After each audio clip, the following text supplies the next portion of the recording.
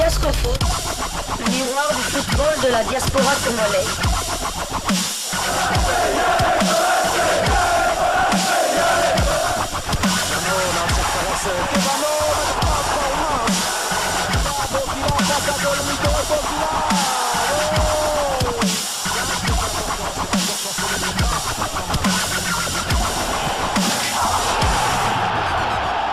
Diascofoot, le miroir du football de la diaspora congolaise.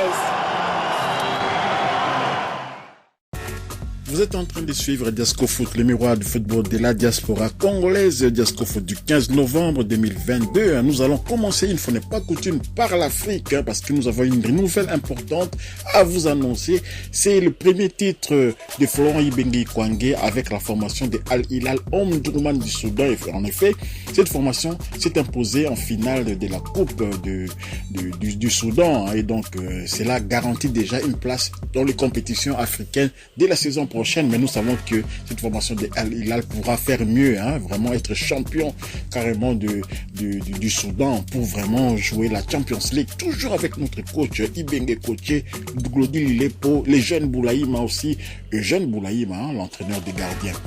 3 mois seulement après son arrivée à la tête de Al Hilal Omdurman du Soudan, Jean-Florent Ibenge Ikwangé remporte déjà son premier titre. L'ancien entraîneur de l'AS Vita Club de Kinshasa et Glody Lilepo Maccabi ont remporté le lundi dernier, le 14 novembre, donc la Coupe du Soudan avec Al Hilal devant Al Ahly de Khartoum. Victoire au tir au but. Après un match 0-0, le match 0-0 et finalement au tir au but, c'est Al Hilal qui s'est imposé, c'est la loterie. Et bien, ça aurait pu être le contraire, mais là c'est Al Hilal qui a gagné et nous sommes satisfaits.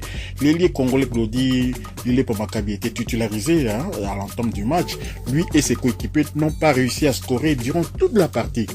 Et c'est à la séance de tir au but que les poulains de Florent Ibenge se sont montrés plus efficaces que leurs adversaires. Ils ont converti les 4 tentatives qu'ils ont eues contre 2 seulement réussis en équipe pour l'équipe adverse. Ainsi donc, Jean-Florent Ibenge Ikwangé Glody Lilepo Maccabi remporte la Coupe nationale du Soudan, premier trophée avec le club qu'ils ont rejoint l'été dernier. Et donc, Al Hilal est toujours dans la course pour la compétition africaine dont le tirage au sort devait avoir lieu demain normalement, mais ça a été reporté et on aura une nouvelle date dans les tout prochains jours.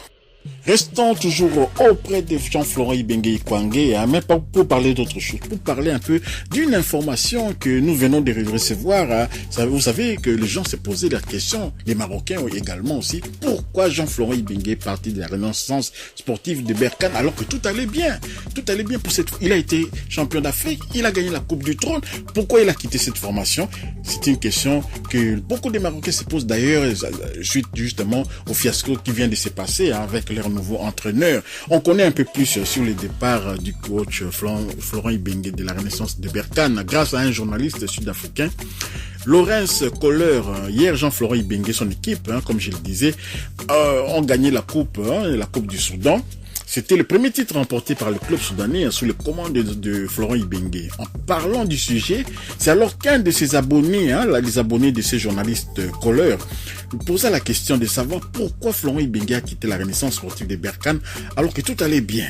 C'est ainsi que le célèbre journaliste sud-africain a donné une information très importante en répondant justement à ses supporters de Mamelodi Sundowns, qui est aussi un de ses abonnés sur la page officielle de ce journaliste. Voici sa réponse énigmatique. Al Hilal en a plus. Mais Al Hilal a plus de quoi? Ce qui veut tout simplement dire que en matière d'argent, il n'y a pas photo. Al Hilal a beaucoup plus d'argent et Al Hilal avait proposé plus d'argent, doublé, triplé même les salaires de Florent Ibenge, les salaires qu'il recevait à la Renaissance de Berkane. Voilà pourquoi il y avait les rapports de force étaient penchés du côté de cette formation soudanaise. Florent Ibenge est parti, mais toutefois, il est parti en bon terme, il est parti en leur laissant quand même des trophées et ça c'est une bonne chose. C'est un bon coach qui partout où il est passé, il a eu quand même des trophées. Je ne veux pas vous rappeler les titres qu'il a obtenus, malgré quand même les couacs un peu qui se passent à la Lina Foot congolaise. Vous savez, le micmac que Vita a été privé de ses trophées, mais Ibenge a quand même donné les titres à Vita Club. Ibenge a emmené Vita Club en finale. Ibenge a donné à la RDC des trophées aussi au niveau du champ. Donc voilà, c'est un coach qui maintenant à Berkane, il a donné un trophée. plusieurs trophées même. Maintenant, à Hilal du Soudan, il donne encore déjà son premier trophée, donc c'est un coach à féliciter. Peut-être les conditions de travail n'étaient pas bonnes en RDC, vous comprenez pourquoi. Mais partout il est parti, en dehors de la RDC, quand même, ça a été une très bonne chose. Donc voilà tout ce qu'on pouvait dire concernant cette intrigue-là, concernant le choix de Florent Ibenge de quitter la Renaissance sportive de Berkane.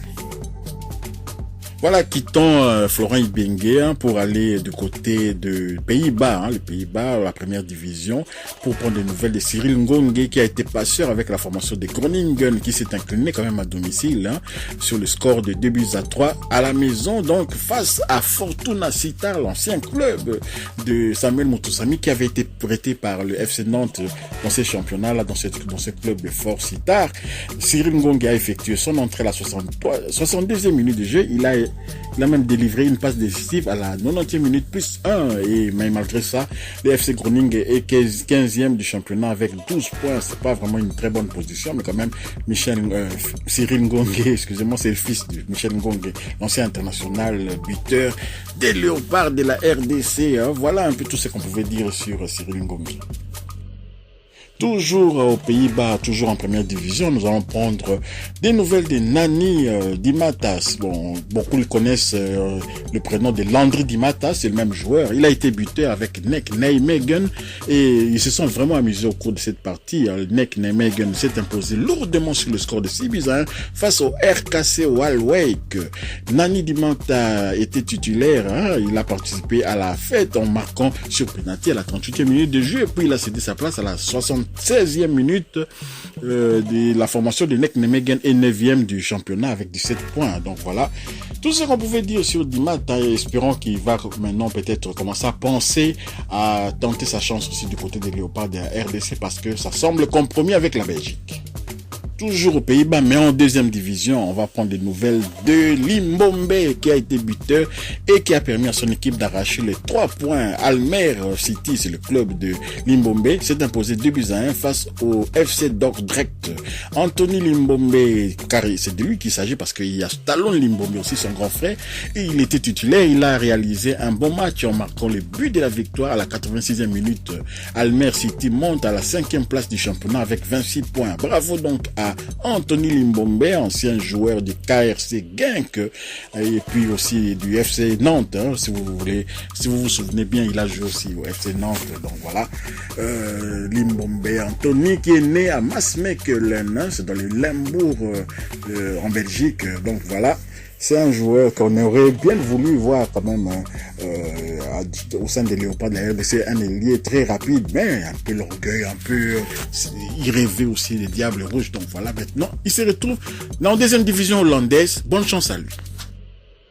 Voilà, terminons quand même cette première livraison sportive des Diasco Foot du 15 novembre 2022 par la Turquie pour justement parler de la rencontre qui nous intéressait au plus haut point. C'était la rencontre qui opposait Sakaryaspor à Rizespor. Sakaryaspor, le club de Kabongo Kasongo, et puis Rizespor, le club de Yannick Boulas qui est en état de grâce actuellement. Il marque à chaque match. Yannick Boulas est en train de retrouver des couleurs. Donc voilà, décidément l'international congolais ne s'arrête plus. Yannick Boulas, c'est vraiment incroyable. Boulas a marqué ce soir son 5e but de la saison, toute compétition confondue, s'il vous plaît. Ce but inscrit sur penalty à 63e minute de jeu a permis à Rizespor de prendre un point face à Sakaryaspor. Score final 1 but partout. L'ailier congolais a marqué lors des 4 derniers matchs de son équipe en championnat. Incroyable. Il occupe la 7e, la formation de Rizespor occupe la 7e position au classement de la D2 turque. Donc voilà, bravo à Yannick Boulas. Mais je vous laisse quand même regarder quelques secondes, tout en vous disant déjà au revoir. Quelques secondes, vous allez voir la rencontre entre les deux internationaux congolais. Ils se sont donné la collade, Kabongo Kasongo et Yannick Boulas. Quelques secondes seulement. Je vous dis déjà au revoir dans Diasco Foot. Vous remercie de votre attention. Si vous avez aimé, partagez ces numéros de Diasco Foot, les informations très importantes que nous vous avons livrées. Ceux qui ne sont pas encore abonnés, abonnez-vous, likez. Activez aussi la petite cloche de notification, elle vous permettra de ne pas manquer la deuxième livraison sportive, peut-être aujourd'hui, de Diasco Foot. Diasco Foot vous dit au revoir et à bientôt.